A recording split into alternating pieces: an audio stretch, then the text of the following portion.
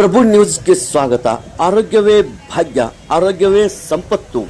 ಸಮುದಾಯ ಆರೋಗ್ಯ ಕೇಂದ್ರ CHC ನಿಡ್ಸೋಸಿ ಗೇಟ್ ಇಲ್ಲಿಯ ವೈದ್ಯ ಸೇವೆ ಮನೆಗೊಂಡು ಸುತ್ತಮುತ್ತಲಿನ ಬಡ ಜನರಿಗೆ, ಪೇಷಂಟ್ಗಳಿಗೆ, ರೈತ ಮಹಿಳೆಯರಿಗೆ ಬಹಳಷ್ಟು ಉಪಯೋಗವಾಗಿದೆ.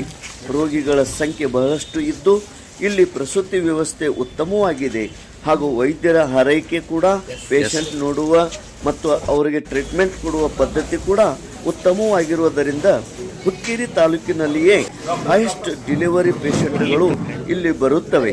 ವೈದ್ಯರ ಸೇವೆಗೆ ನಾವು ಮೆಚ್ಚಲೇಬೇಕು.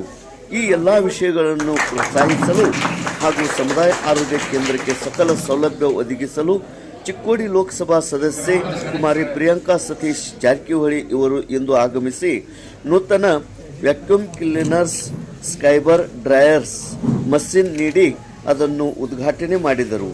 ಅದಲ್ಲದೆ ಬೇರೆ 2 ಮಷಿನ್ಗಳನ್ನು ಮಂಜೂರು ಮಾಡಿದ್ದು ಅವುಗಳನ್ನು ಮುಂಬರುವ ದಿನಗಳಲ್ಲಿ ಶೀಘ್ರವೇ ಒದಗಿಸಲಾಗುವುದು ಎಂದು ಹೇಳಿದ್ದಾರೆ.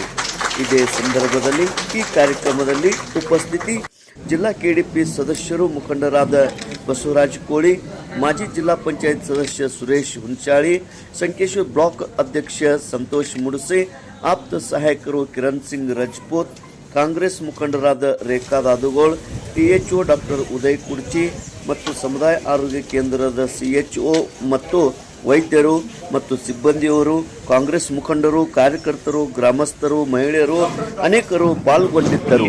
ದೇಶ್ ಪ್ರಭು ನ್ಯೂಸ್, ನಿಡ್ಸೋಸಿ ಗೇಟ್.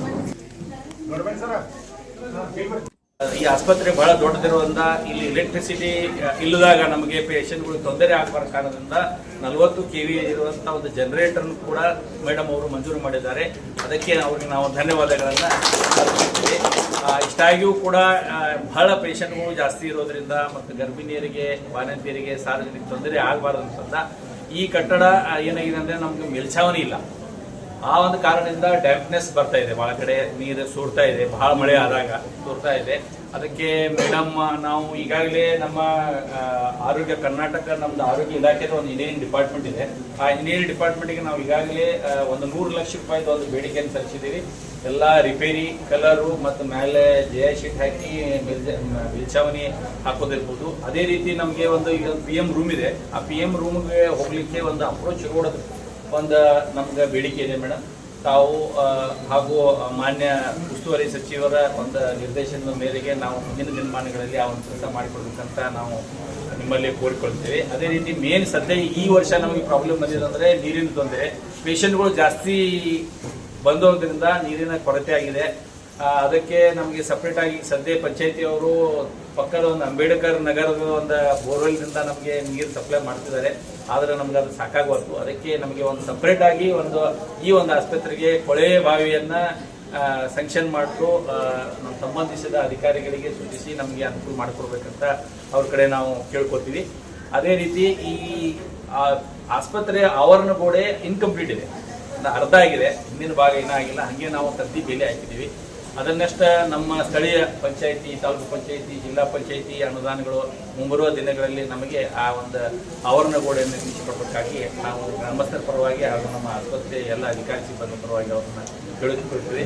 ಮತ್ತೊಮ್ಮೆ ಮೇಡಮ್ ಅವರು ಇಲ್ಲಿ ಈ ಆಸ್ಪತ್ರೆಗೆ ಭೇಟಿ ನೀಡಿ ಇಲ್ಲೆಲ್ಲ ವಾರ್ಡ್ಗಳಲ್ಲಿ ಸುತ್ತಾಡಿ ಪರಿಶೀಲಿಸಿ ಮತ್ತು ನಮಗೆ ಈ 3 ಪ್ರಮುಖವಾದಂಥ ವಸ್ತುಗಳು, ಇದು ಸ್ಕ್ರಬ್ಬರ್ ಆ್ಯಂಡ್ ಡ್ರೈಯರ್ ಇರ್ಬೋದು, ಸೋನೋಗ್ರಾಫಿ ಮಷಿನ್ ಇರ್ಬೋದು, ಮತ್ತು ಅದೇ ರೀತಿ ಒಂದು 40 kV ಜನರೇಟರ್ ಈ ಎಲ್ಲನ ಅನುಕೂಲ ಮಾಡಿಕೊಟ್ಟದಕ್ಕಾಗಿ ಮತ್ತೊಮ್ಮೆ ನಮ್ಮ ಎಲ್ಲ ಅಮ್ಮನಿಗೆ ಗ್ರಾಮ ಸುತ್ತಮುತ್ತಲ ಗ್ರಾಮಸ್ಥರ ಪರವಾಗಿ ಅವರು ತುಂಬ ಧನ್ಯವಾದಗಳನ್ನು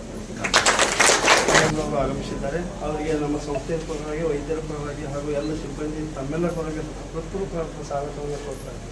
ಅದೇ ರೀತಿಯಾಗಿ ಈ ಕಾರ್ಯಕ್ರಮಕ್ಕೆ ಆಗಮಿಸಿದಂಥ ನಮ್ಮ ಎಲ್ಲ ವೈದ್ಯಾಧಿಕಾರಿಗಳು ಹಾಗೂ ಚುನಾಯಿತ ಪ್ರತಿನಿಧಿಗಳು, ಹಿರಿಯ ಮುಖಂಡರು ಹಾಗೂ ಧುರೀಣರಾದಂಥ ಸುರೇಶಣ್ಣ ಅವರು, ವೆಂಕಟೇಶ್ವರ ಅವರು, ಇನ್ನುಳಿದ ಅವರಿಂದ ಎಲ್ಲರಿಗೂ ಕೂಡ ಈ ಕಾರ್ಯಕ್ರಮಕ್ಕೆ ಹಾರ್ದಿಕ ಸ್ವಾಗತವನ್ನು ಬಯಸ್ತಾ ಇದ್ದೇನೆ.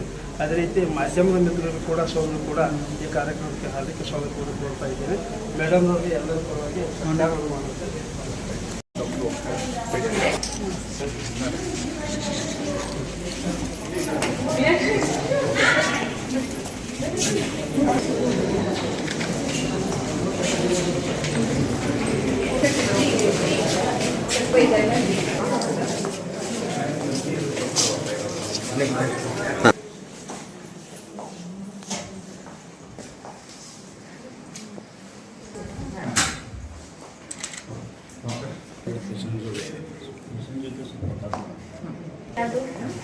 ಅದಕ್ಕೆಲ್ಲರೂ ಅಡ್ಮಿಟ್ ಆಗಿದ್ದಾರೆ.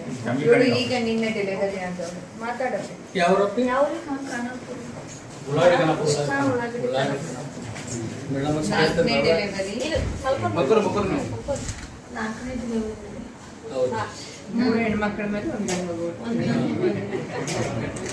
ಈಗ ಆಪರೇಷನ್ Yes. ಅವಳು ಇವತ್ತು ಬಂದಿದ್ದಾರೆ. ನಿಮ್ಗೆ ಎಷ್ಟು ಅದಲ್ಲ